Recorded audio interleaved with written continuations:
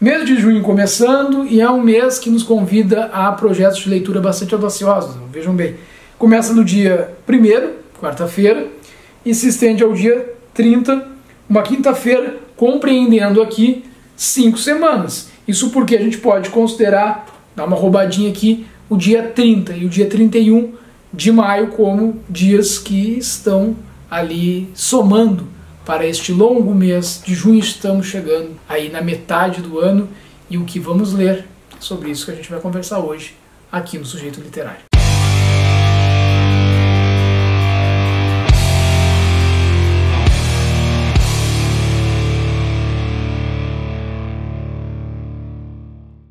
Quem assistiu o vídeo em que eu falava das minhas metas para maio e depois o que eu de fato li no mês de maio, viu que eu não cheguei a bater a meta, mas me aproximei bastante disso, até porque minha meta do mês de maio, né, ela estava muito audaciosa e agora eu baixei um pouquinho a bola, embora eu acho que ainda estou jogando a expectativa um pouco pro alto.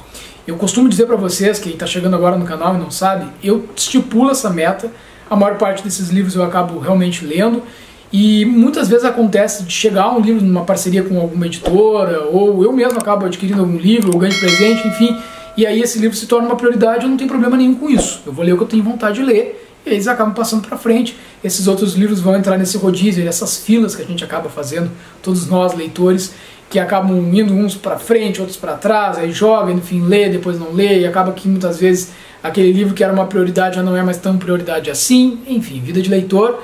E eu, este mês, pretendo fazer a leitura, então, de uma obra do Ítalo Calvino. Eu já tinha esta pretensão para o mês de maio, não rolou. Rolaram outras tantas ótimas leituras, tá aí o vídeo para que vocês possam conferir quais foram, dê uma olhadinha lá, mas eu não li o Ítalo Calvino. E eu estava em dúvida, inclusive, da obra. Eu acabei citando duas, eu acho, no vídeo que eu fiz ainda em abril, pensando que eu ia ler em maio, mas agora eu firmei neste livro, que já era uma das minhas ideias, que é O Dia de um Escrutinador, do Ítalo Calvino. É um livro curtinho, ele tem 88 páginas, eu acho que é bastante possível de ser lido neste mês, sem que cause aí nenhum transtorno na fila, né? Ninguém queira passar na frente dele. Então aqui a gente acompanha a história de Amerigo Ormeia, militante do Partido Comunista na Itália, isso na década de 50, que ele passa um dia supervisionando o processo de votação no Cottolengo, que é um hospício de Turim. E aí, num dado momento do trabalho, diante de eleitores muito inusitados, ele vai começar a pensar naquilo que faria dele um cidadão responsável. Olha, me chamou bastante atenção essa obra, vai ser a minha introdução à obra do Calvino, eu espero que eu goste e eu espero também que eu possa trazer ele em formato de resenha para vocês aqui para o canal, ou mesmo lá no nosso espaço do Sujeito Literário no Instagram. A gente sempre tem conteúdo lá, diariamente surgem questões ali que são experiências literárias, ou mesmo resenhas que eu não trago em formato de vídeo, mas que eu convido vocês a nos acompanhar também pelo perfil do Instagram. Um livro que chegou pela editora LPM Editores aqui em casa, e que eu já li, mas que eu pretendo reler, e vou fazer uma resenha para trazer aqui para o canal e também lá para o Instagram. Pelo menos num dos dois espaços sempre vai rolar essas resenhas, né? Mas acredito que neste caso vai acabar sendo nos dois, tanto no canal quanto no perfil do Instagram. É o Livro dos Abraços, do Eduardo Galeano. Eu tenho, deixa eu ver se eu vou pegar aqui, ela aqui, ó, nessa versão de bolso. Esse livro eu dei de presente para minha irmã, numa outra edição também da LPM Editores, na versão Pocket, e na época que eu dei para ela eu li, né? E eu gostei muito, mas olha, é aquele tipo de livro que a gente lê e depois, claro que eu revisito ele. Vocês veem que nessa edição que depois eu comprei para mim aqui, eu tenho várias marcações, porque eu gosto muito do Eduardo Galeano, e eu acabo voltando para alguns dos trechos do livro, assim, como reflexões que a gente pode, de fato, são fragmentos, né? A gente pode estar abrindo e lendo um específico num determinado dia, não precisa fazer uma leitura de cima a baixo, mas nesse caso eu farei a releitura do início ao fim da obra aqui, nessa nova edição, que é uma edição maior, né? Não é a edição de bolso, então eu acabei ficando com essas duas, mas vou reler e vou fazer isso nesta edição aqui, então, que me foi enviada na parceria com a LPM. Então esse é um livro que eu quero muito ler, é um livro que trata da memória coletiva da América Latina, é alguém que consegue com o seu escrito nos confortar, nos abraçar, nos convidar a conhecer um pouco mais de nós mesmos, certamente. Então falaremos mais do livro dos abraços do Eduardo Galeano. Dentro da minha meta, dos 12 livros para o ano de 2022, está Marrom e Amarelo, do Paulo Scott. Então, para quem tem acompanhado aí, a gente tem esse vídeo que eu fiz lá no inicinho do ano, onde eu falo de 12 livros que eu não deixaria de ler no ano de 2022. Um deles é esta obra aqui, que saiu pela editora Alfaguara, e que eu tinha já bastante vontade de fazer essa leitura. Eu tenho lido vários autores que abordam essa temática do racismo, não só na perspectiva da violência policial, mas da violência de Estado como um todo, das questões que dizem respeito a políticas de Estado voltado para a população negra, reparações históricas, discussões que são fundamentais para serem feitas nos dias de hoje. Então, Marrom e Amarelo é mais um livro de um autor nacional contemporâneo, que eu ainda não tive contato. Tenho outro livro do autor, inclusive aqui em casa. Tenho muita vontade, sempre tive muita vontade de ler alguma obra do Paulo Scott. Chegou o momento, tá? E aqui nesse livro a gente tem brevemente uma sinopse, eu vou dividir com vocês, que fala o seguinte, que os irmãos Federico e Lourenço são muito diferentes. Federico, um ano mais velho, é grande, calado, carrega uma raiva latente. Lourenço é bonito, joga basquete e é muito gente boa, na palavra de conhecidos do bairro por onde eles cresceram. Então, Federico é pardo claro, de cabelo lambido. Lourenço é negro retinto. Filhos de pai de pele retinta, célebre diretor-geral do Instituto de Perícia do Rio Grande do Sul, eles crescem sob a pressão da discriminação racial. Lourenço tenta enfrentá-la com naturalidade. Federico se torna um incansável ativista das questões raciais. Federico, narrador dessa história, foi moldado na violência dos subúrbios de Porto Alegre.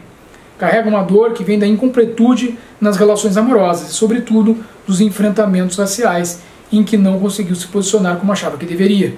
Agora, com 49 anos, é chamado para uma comissão em Brasília, instituída pelo novo governo, para discutir o preenchimento das cotas raciais nas universidades. Que é isso que eu estava falando para vocês, que é uma temática que eu me interesso muito e acho que é importantíssimo a gente se apropriar cada vez mais dessa discussão. E as lembranças agora voltam para coçá-lo. Marrom e Amarelo é um livro sem paralelo na literatura contemporânea que retrata diferentes aspectos de um Brasil distópico, conflagrado de inércia do comando político, a crônica tensão racial de toda a sociedade. É um romance preciso que nos faz mergulhar nos abismos expostos do país. Vai voltar certamente aqui para o canal com um formato de resenha, onde eu vou fazer uma análise para vocês de como que foi a minha experiência de leitura na minha entrada também na obra do Paulo Scott. Eu acho essa capa aqui fantástica, capa e contracapa, né? Essa edição tá incrível realmente. E quero muito fazer essa leitura e quero muito poder dividir então com vocês e ressaltar cada vez mais e fomentar cada vez mais a leitura de autores nacionais contemporâneos. Eu faço isso de bom grado, não ganho nada com isso. Faço porque eu acho que isso é fundamental, eu já faço isso desde o início dos primeiros vídeos aqui no canal.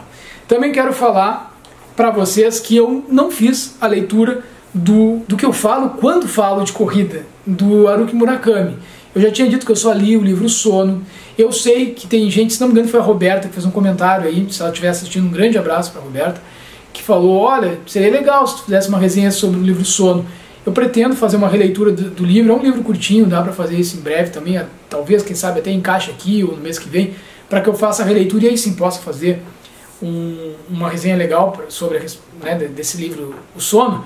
Só que aqui eu tenho muita vontade de ler do que eu falo quando falo de corrida, porque, como eu já expliquei no outro vídeo, quando eu disse que pretendia ler ele em maio, eu disse justamente da minha própria experiência e é isso que me motiva então a querer ler esta segunda obra do Murakami. Eu sei que este livro não fala só dele, que ele era um maratonista, ele é um escritor ímpar, né? Um escritor que tem uma história muito interessante, de como que ele começou o contato dele com a própria literatura. Ele escrevia à mão, se não me engano, né? Então, aí depois foi construindo seu primeiro, seu segundo livro, ele tem uma obra bastante extensa, e eu quero ler mais livros do Murakami, é por isso que eu vou atrás, então, de ler esta obra do que eu falo quando falo de corrida, porque eu acho que vai poder falar um pouquinho de mim, que também tenho dado aí os meus trotezinhos e me iniciado nessa atividade física que eu acho tão importante, tão fundamental. Eu também tinha dito que leria em maio algum dos livros que estão contidos nesta obra, que é a ficção do Alejandro Zambra. Essa edição está muito legal para quem não conhece. Vou mostrar para vocês aqui, ó. A gente tem o Bonsai, A Vida Privada das Árvores, todos esses livros em uma única edição. Eu tenho aqui também o poeta chileno, mas eu vou optar, até conversei com o Júnior da Parada Literária, ele disse que vai ler Alejandro Zambra, e ele vai começar pelo poeta chileno. Eu estava em dúvida para onde eu ia, mas eu resolvi começar pelas ficções. Então, esse livro vai ter o primeiro deles aqui, é o Bonsai, e o Bonsai é bem curtinho, ele vai até a página 66. Inclusive, esta aqui é uma obra que eu acho que vai ser uma das primeiras que eu vou ler no mês de junho. Então, depois que eu ler todas elas, ou quem sabe até mesmo depois que eu ler só esta, eu vou trazer alguma impressão para você. Sempre lembrando, se não aqui no canal, lá no Instagram, porque a gente trabalha num processo conjunto, tanto o Instagram quanto o canal, lá no Facebook também, e também no blog do Sujeito Literário. E eu vou continuar lendo, não sei se vou encerrar neste mês, porque eu não tenho pressa para ler poemas, vou continuar lendo o livro que é a Antologia Poética do Mário Quintana, está sendo incrível, e eu quero encerrar, inclusive, nosso vídeo de hoje com essas minhas pretensões literárias, trazendo um pouquinho de Mário Quintana para vocês, te convidar a ler poesias. Olha, todo dia, pela manhã, lá no perfil do Sujeito Literário no Instagram, a gente coloca um poema e divide com vocês. Então, para quem diz assim, eu não tenho tempo para ler, não tenho livro de poesia em casa, tem toda a possibilidade, pelo menos um desses poemas, tu conseguires acompanhar toda manhã lá no Sujeito Literário. Logo que tu acorda, tomar teu café, abrir o Instagram, já vai ali e acompanha com a gente um desses poemas que são de diversos autores, de diversas nacionalidades. Eu faço isso de forma realmente aleatória, tá bem? Agora eu dei um chute aqui na câmera, mas não foi de propósito. Então, vou encerrar falando para vocês aqui, então, lendo para vocês um dos poemas do Mário Quintana. Do eterno mistério. Um outro mundo existe, uma outra vida. Mas de que serve ires para lá? Bem como aqui, tua alma, atônita e perdida, nada compreenderá. É isso então, espero que as leituras fluam neste mês de junho para todos nós, que tenhamos um grande mês de leituras, até porque junho, agora, estamos pertinho de completar um ano deste projeto, e eu quero convidar vocês a se somarem cada vez mais, compartilhando com pelo menos um dos contatos de vocês os conteúdos que a gente produz aqui no canal, convidando para se inscreverem aqui.